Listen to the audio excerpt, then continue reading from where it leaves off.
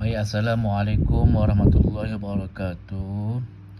Hari ini kita akan sambung adab ketika berada di dalam masjid dan juga ketika keluar daripada masjid.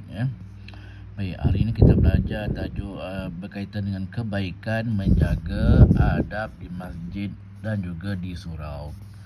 Kebaikan menjaga adab di masjid dan surau.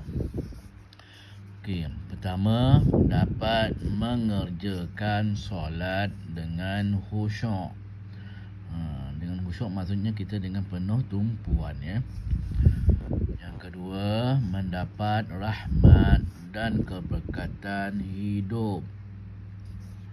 Yang ketiga, menjaga imej dan martabat umat Islam.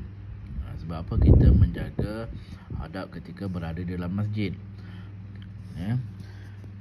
Yang keempat, dapat memupuk persaudaraan dan perpaduan di kalangan umat Islam.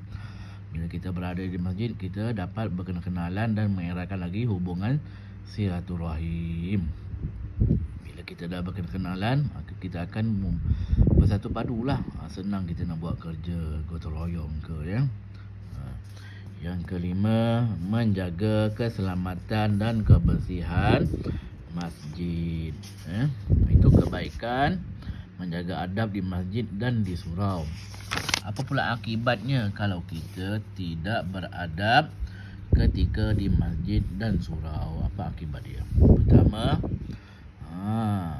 mengganggu orang lain beribadah. Kalau kita buat bising kan, berlari-lari. Yang kedua, tidak mendapat rahmat dan keberkatan hidup.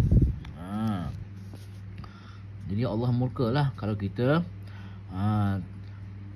membuat sesuatu yang tidak disukai di dalam rumah Allah, iaitu masjid, ya.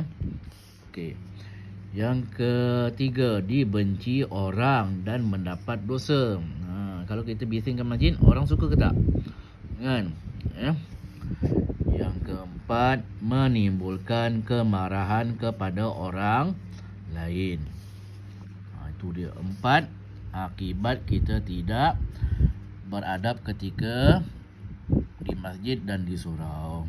Penghayatan, sentiasalah mengimarahkan masjid dan surau. Maksudnya mengimarahkan kita selalu membuat aktiviti di masjid dengan perkara-perkara yang berfaedah, seperti belajar, mengaji, buat gotong royong, dan juga kita buat aktiviti apalah, nikah kahwin kan di masjid ke, kan, kawasan masjid lah, bukan di dalam masjid, ya. Itu dia. Baik. Wabillahi taufiq wa hidayah. Assalamualaikum warahmatullahi wabarakatuh.